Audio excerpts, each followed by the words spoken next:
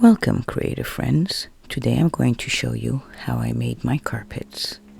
I glued/varnished 2 sheets of dryer sheets together by varnishing them.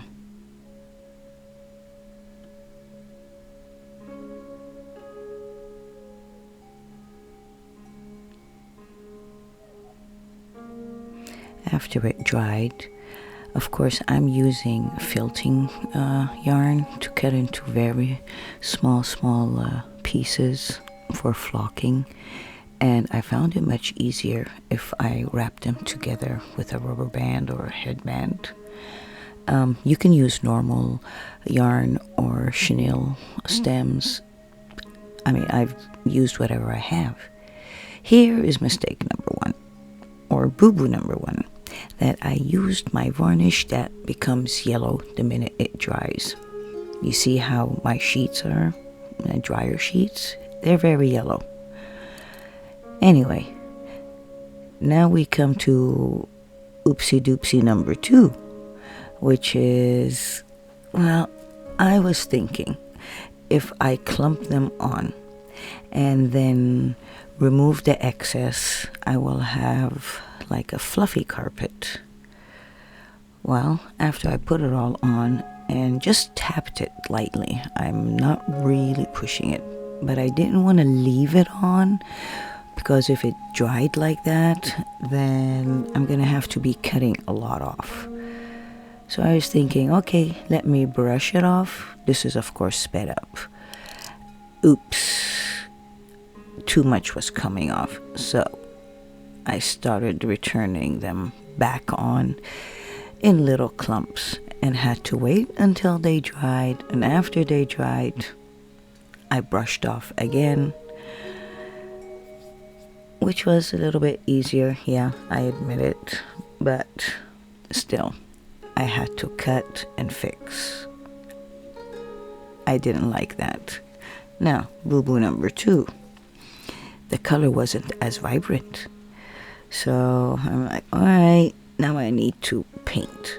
So I started painting the whole carpet with the colors that I wanted them, and that's it. But now the light blue was like very pale. So anyway, I got some light blue acrylic paint. I watered it down and I just put it on top of that wool. And I waited to see after it dried what happens. In the end, I put a little bit of more wool or yarn, whatever you want to call it, some flocking. I added more flocking on top of the light blue, the one that I didn't color under it, to make it pop out a little bit, which worked out in the end. You see here, I learned my lesson. I'm taking small bits at a time. I'm controlling where I put it and pushing it down little by little, not very hard, but you can see. And I did not use my varnish because the varnish started getting yellow. This time I'm using glue, just normal PVA glue, but I'm putting it on with the brush. After a while, I'm like, this is getting tiresome. So I started putting it on with the nozzle, and that was much easier. I'm learning little by little, and I'm showing you where I made my mistakes, so you don't have to do them. And it was quite fun. I mean, I really enjoyed making it after I figured out what to do and what not to do.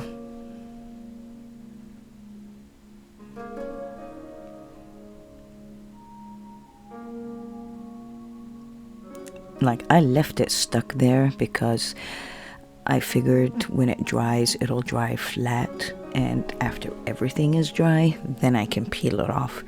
That way I can guarantee the flatness, and it's very soft, it's flexible, easy to cut. So yeah, I really like it. I didn't expect it to turn out this good. And then I decided I want to do a different design, and I don't want it to be fluffy, more on the flat side with some fringes.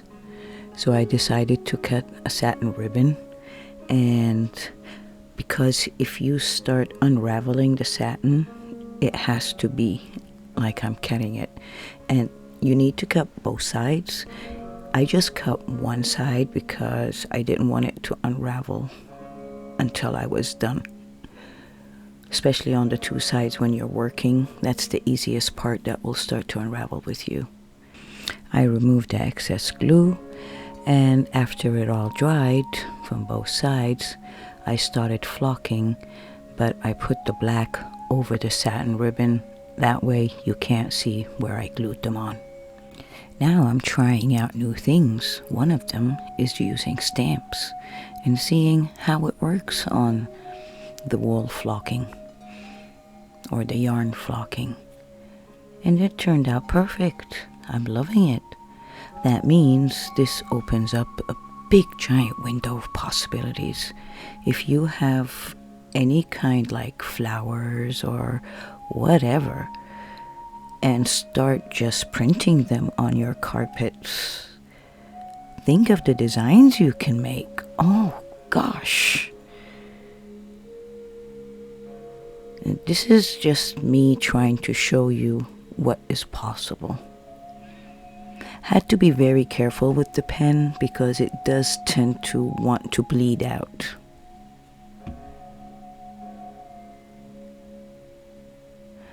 And then I decided I like it so much, I want to use it on Jasmine's house, so I put a frame around it. Just normal black and then a little bit of black flocking. Now I was thinking, okay, what if I use the Chanel stems, for flocking? But this time I already put the cream colored, so I was thinking, what if I glued it on top, like I did with the ink stamping.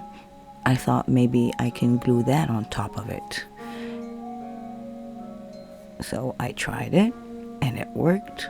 Very simple. I wasn't gonna try to complicate things with that. And then I thought, oh, what if I turned it into a hanger and put some fringes? So I got the white rope and I'm just adding some glue, and it was, I don't know, maybe 1 inch long of the rope, and then later on I just cut it to length after it dried. But I didn't like the way it was showing, so I wanted to hide where the rope connected. So I added more glue,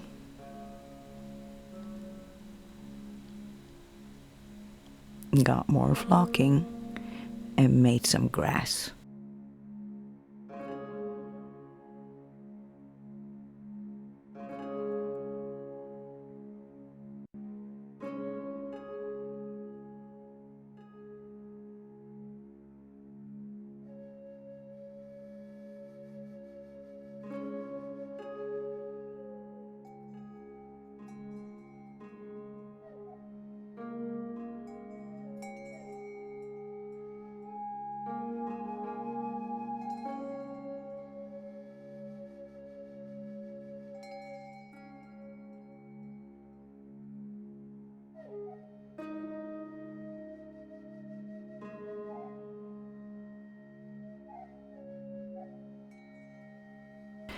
I'm trying out everything that I'm thinking of for you to think about all the possibilities, and maybe you'll get another idea out of what I'm doing.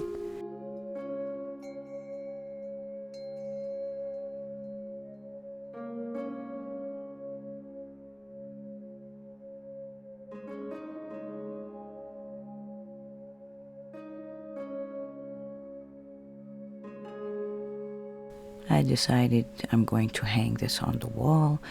I punched 3 little holes with my pokey tool and put those rings in there.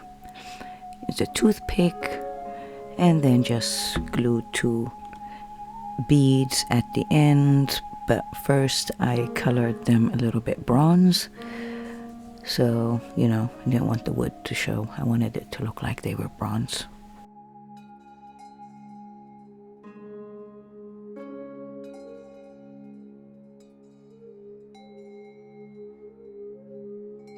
When I colored around that hanger, I noticed that I liked it more, and it just hides that little bit of white, yellowish of the dryer sheet.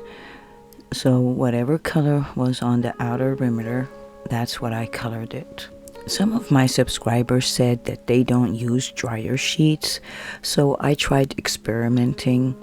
The one on the bottom left, forget about it.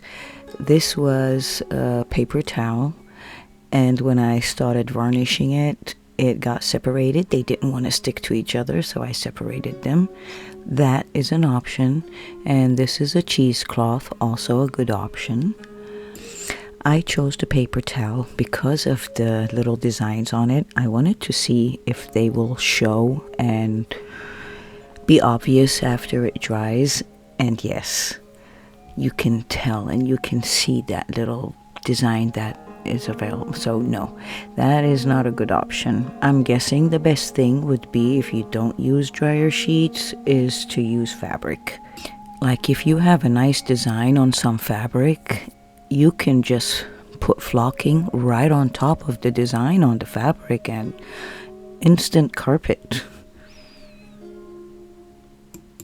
Or decoupage, like a nice napkin that you have on top of some cheesecloth fabric, and then put your flocking on top of that. Oh my God, look at the possibilities we can have. This is just the tip of an iceberg.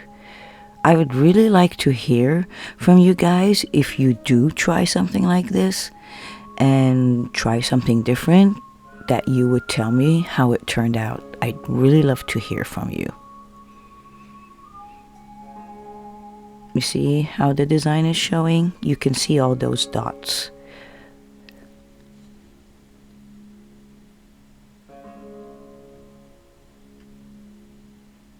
I hope you enjoyed this video. If you did, give me that thumbs up, please. You know it really helps. See you next time.